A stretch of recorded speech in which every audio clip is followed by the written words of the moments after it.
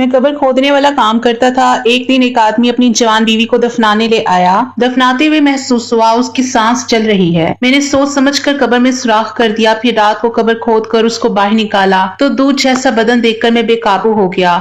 उसको उल्टा लिटाकर जैसे ही हम करने लगा तो मेरा नाम फारूक है। मैं एक गरीब घराने में पैदा हुआ। मेरे अब्बा कब्रिस्तान में खुदाई का काम करते थे। इधर से जो पैसे मिलते इनसे ही हमारा गुजर बसर चल रहा था, लेकिन इन पैसों से कभी हमारी ख्वाहिशात पूरी नहीं हुई। बस 2 वक्त की रोटी नसीब होती थी, लेकिन मैं इन सब चीजों से बहुत तंग आ गया था। जवानी की दहलीज पे कदम रखते ही मुझसे फिर ऐसे ऐसे गुनाह हुए जिसका खमियाजा मुझे भुगतना पड़ा। ये उस वक्त की बात है जब मैं कब्रिस्तान में खुदाई का काम कर रहा था, क्योंकि एक लड़की की मौत हो चुकी थी। उस लड़की की उम्र 22 साल लग रही थी। जवान मौत, ऊपर से इतनी हसीन लड़की। फौरन से उसके शौहर ने जब मुझे उस मुर्दा औरत को घूरते हुए देखा तो उसका कफन चेहरे से दोबारा से लपेट दिया, लेकिन मेरे अंदर उधम सी मच गई थी। क्या सरापा था, मैं तो बगैर नशे के ही खुमार में डूब चुका था। जहां पर एक लम्हे के लिए भी मेरे ज़मीर ने मुझे मलामत नहीं किया था। ऐसी कोई भी बात ना थी जिससे कि मैं ये समझता कि मैयत की हालत खराब है और उसे फौरन से दफना देना चाहिए। पता नहीं क्यों आधी रात का वक्त था। मैंने कहा कितनी भी जल्दी क्या है, अच्छा होता अगर आप सुबह ले आते।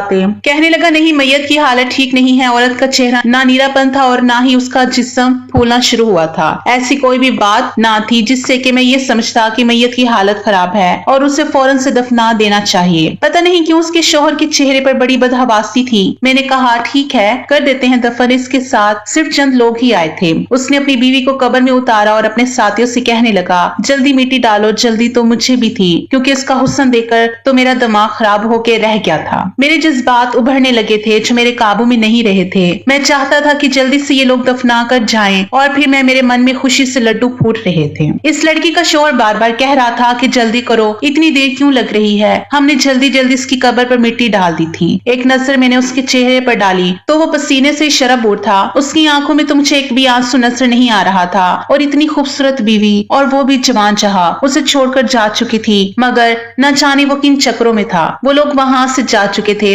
कब्रिस्तान बिल्कुल खाली हो चुका था।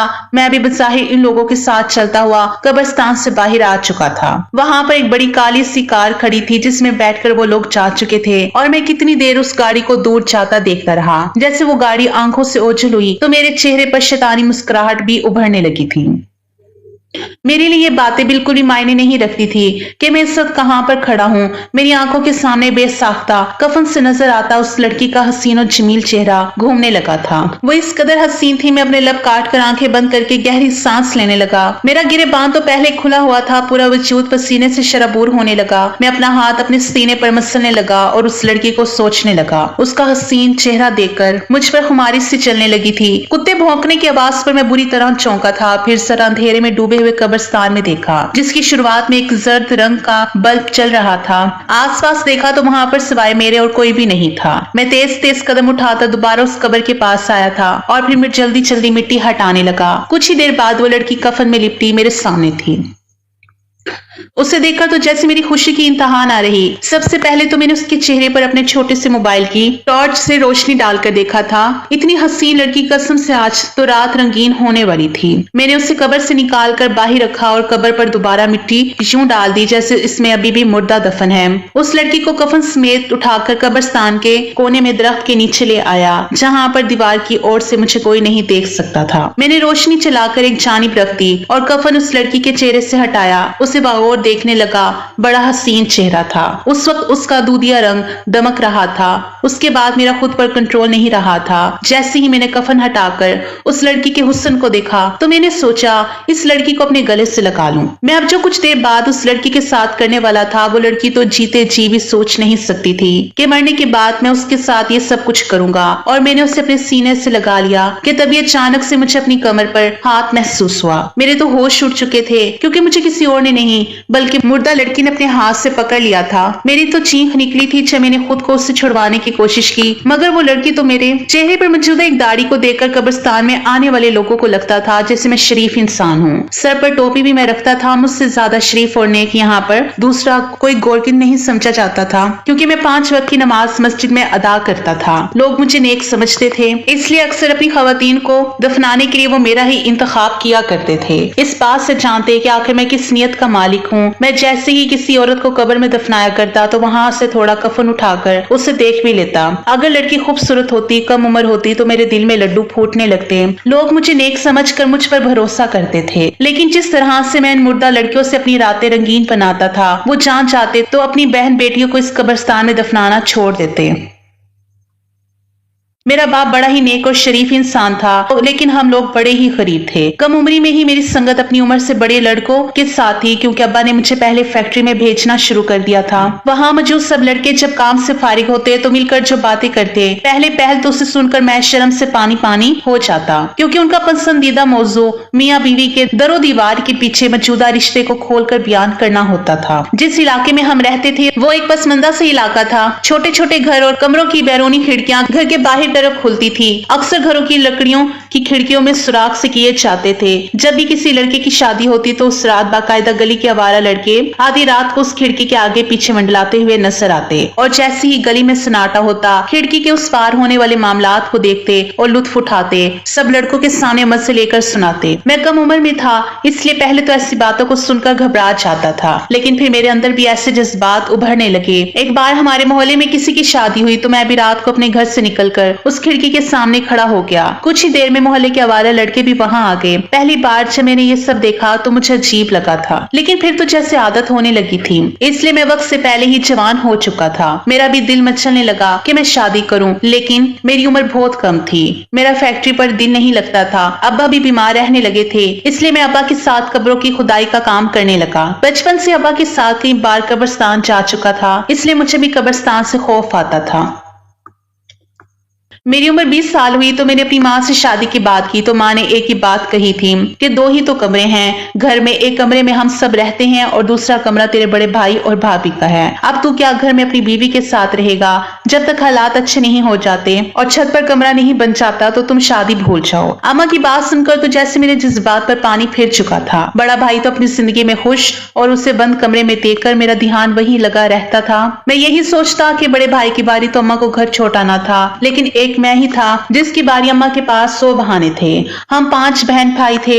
बड़े भाई के बाद मैं था और मेरे बाद 3 बहनें। एक तो गुर्बत, ऊपर से मेरे से छोटे बहन भाई। फिर ना ही हमें पढ़ाया लिखाया था और ना ही दीनदारी का कुछ इल्म था। नमाज पढ़ने और कलाम पाक पढ़ने के मुझे दीन की कुछ समझ ना थी। अब्बा जब बहुत बीमार रहने लगे तो अब्बा की जगह मैंने अब्बा की ड्यूटी संभाल ली थी। कब्रिस्तान में गोरगिन लग गया। शुरू में तो मुझे इन सब से कोई फर्क नहीं पड़ता था। दफन होने वाला लड़का है या लड़की, मर्द है या औरत, ये सब बातें मेरे लिए अहमियत नहीं रखती थी। लेकिन एक रोज मैं अपने यारों के साथ बुरी संगत में बैठकर आया था। बड़ी ही बेचैनी मुझे अपने ऊपर महसूस हो रही थी। मोबाइल पर जिस तरह की गैर इखलाकी वीडियो देखी थी, चैन कहाँ आना था। घर आया तो अब्बा गुस्से से मुझे देखने लगे, कहने लगे इतनी रात को कहाँ से आया है। मैं घबरा सा गया था कि उन्हें क्या बताऊं। अब्बा कहने लगे मेरी कमर का दर्द मुझे ले डूबा और तू जानता है हमारे काम में रात दिन नहीं देखा जाता। असल में उसी वक्त कब्रिस्तान पर एक 15 साल लड़की को दफनाने के लिए ले जाया गया था। अब्बा ने फौरन मुझे कब्रिस्तान भेजा था। सुनने में आया था कि उस लड़की के मैट्रिक में नंबर कम आए थे। हालांकि कसूर बोर्ड वालों का था। बच्चों को बहुत जलील किया गया था, इसलिए उस लड़की ने पंखे से लटक कर अपनी जान दे दी थी।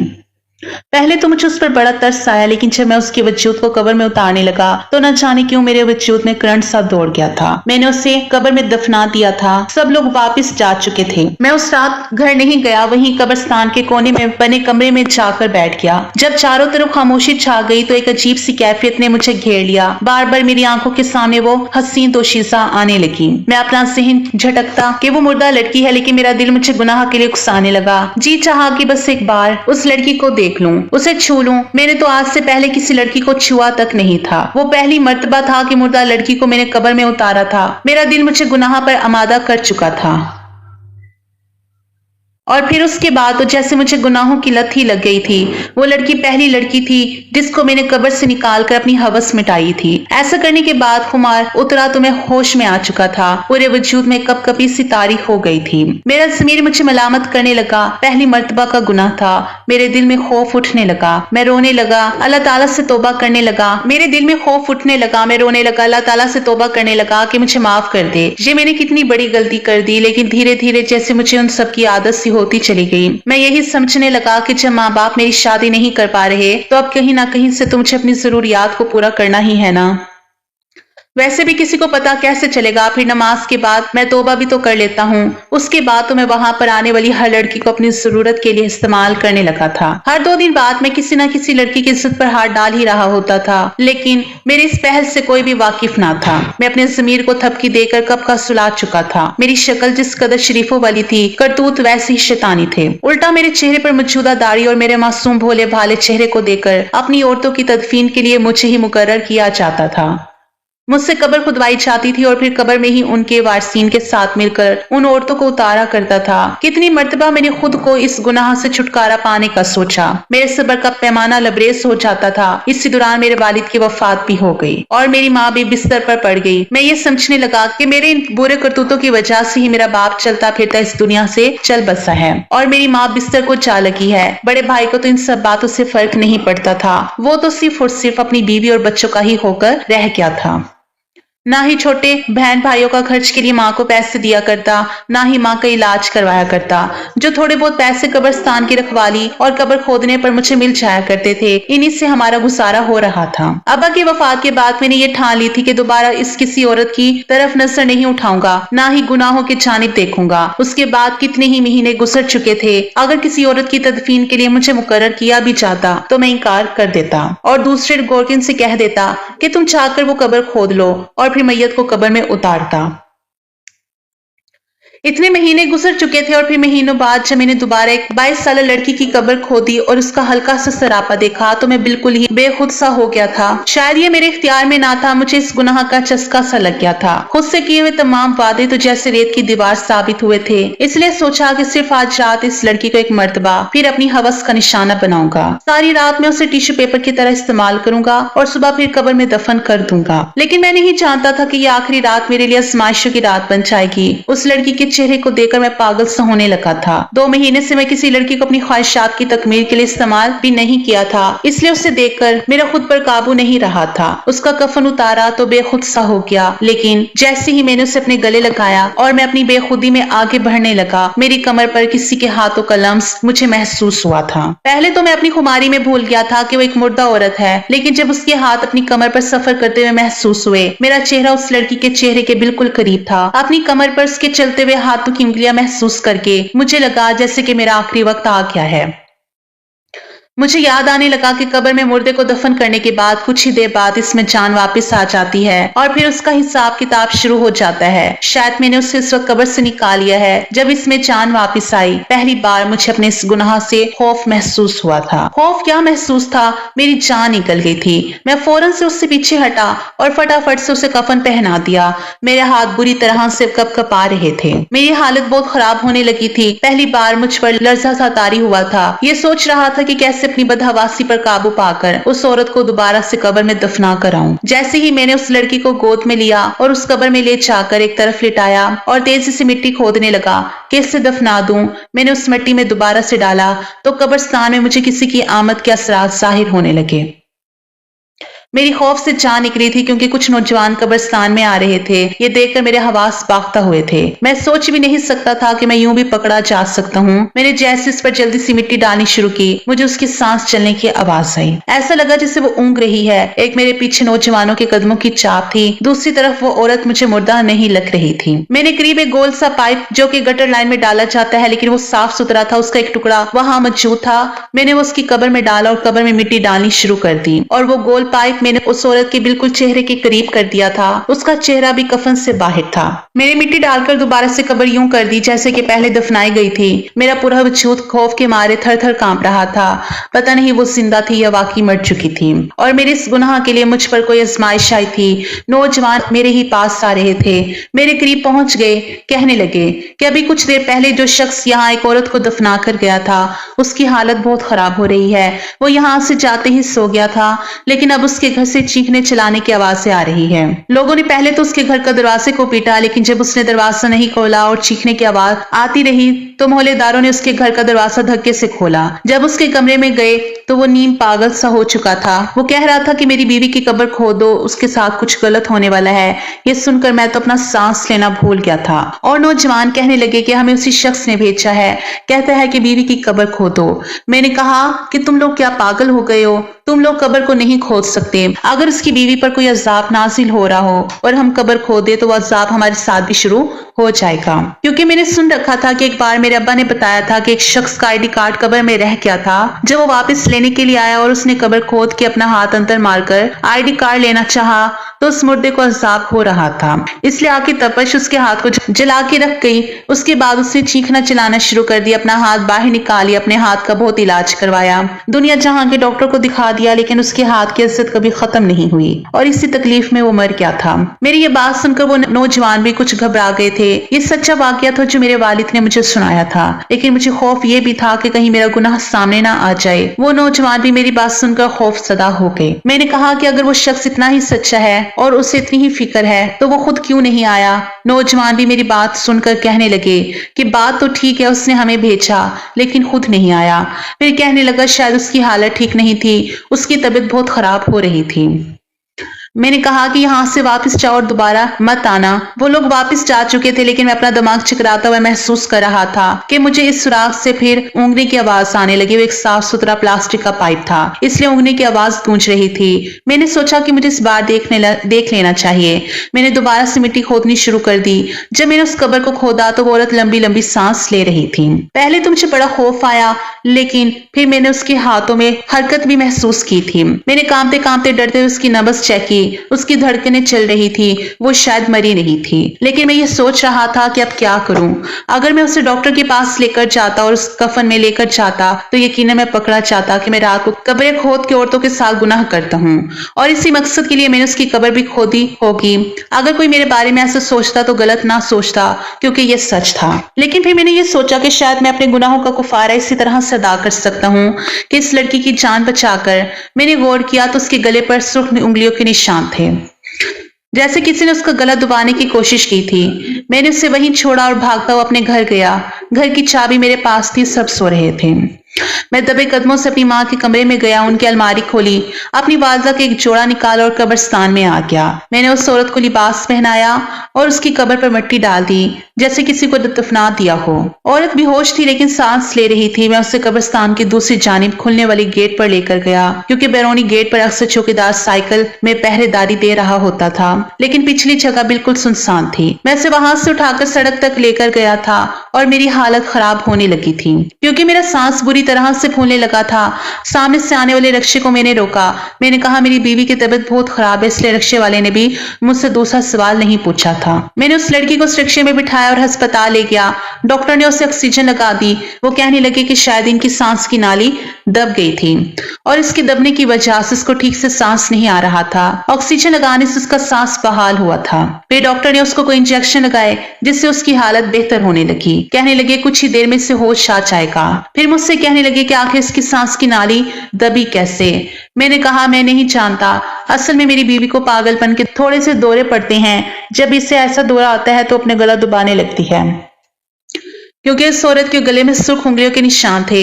यकीनन डॉक्टर का शक मुझ पर जाता, इसलिए मैंने ये बहाना कर दिया। डॉक्टर ये सुनकर कहने लगे शायद इसने अपना गला बहुत जोर से दबा लिया था। 1 घंटे बाद उस औरत को होश आया था। जब मैं उसके सामने बैठा तो वो मुझे देखने लगी।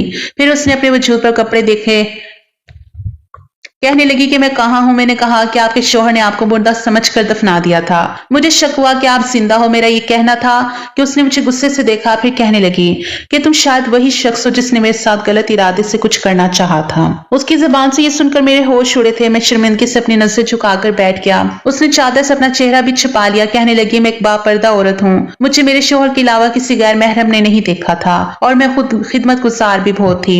चलते फिरते हर वक्त दुरुशी पड़ती रहती, लेकिन मेरा शोहर शराबी और अयाश था। मेरे बाप का भांजा था। मेरे वालिद को लगा शायद मुझसे निकाह करने पर वो बदल जाएगा और नेक सीरत हो जाएगा, लेकिन ऐसा नहीं हुआ। वो शख्स शराब पीकर आता और मेरे साथ मारपीट करने लगता। वो कहने लगी कि मैं हर वक्त रोकर अल्लाह से उसके लिए हिदायत की दुआएं करती थी, लेकिन वो मुझे और भी ज्यादा मारता था। फिर कहने लगी कि पिछली रात उस शख्स ने मुझे तलाक दे दी और मेरा गला घोंटने लगा। कहने लगा कि मुझे तुम जैसी नेक औरत नहीं चाहिए, मुझे अपनी जैसी औरत चाहिए जो कि बुराई करे, गुनाह करे और मुझे पैसा कमा कर दे। मैं उसके गुनाहों में उसका साथ नहीं देती थी, इसलिए वो मुझे मारता फिरता था। फिर कहने लगी कि उसने मेरा गला दबाया तो मेरा सांस लेना मुश्किल हो गया और मुझे लगा जैसे कि मैं मर चुकी हूँ। मुझे एहसास हो रहा था मेरे शोहर को उम्मीद ना थी कि मैं मर जाऊंगी, या शायद वो मुझे मारना ही चाहता था। जब उसे लगा कि मैं मर गई हूँ तो उसने मुझे गुस्ल भी देने की जहमत नहीं की और किसी को मेरी मौत के बारे में बताया भी नहीं। बस अपने चंद औबाश दोस्तों को बुलाया ताकि वो मुझे दफना सके और रात के अंधेरे में ही दफना सके, लेकिन वो नहीं जानता था कि मैं हल्का हल्का सांस ले रही थी।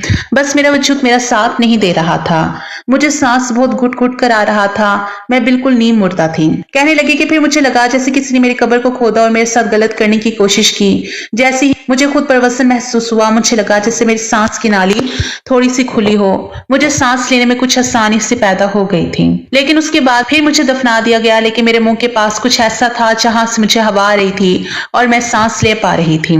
मैंने उस औरत से हाथ जोड़कर माफी मांगी और अल्लाह ताला से भी सच्ची तौबा की। मैं उसे अपने घर लेके और अपनी वालदा से यही कहा कि वो एक बेसहारा लड़की है। 3 महीने मैंने जी जान मेहनत करके घर की छत पर एक कमरा बनवा लिया था। जैसे ही उस लड़की की इद्दत पूरी हुई, मैंने उससे निकाह कर लिया और सच्ची तौबा भी कर चुका था। इस दौरान उसके शोहर के बारे में भी मैं भी यही सुनने को आया कि वो पागल हो चुका है। अपने मुंह से कहता था कि उसने अपनी बीवी को कत्ल किया है।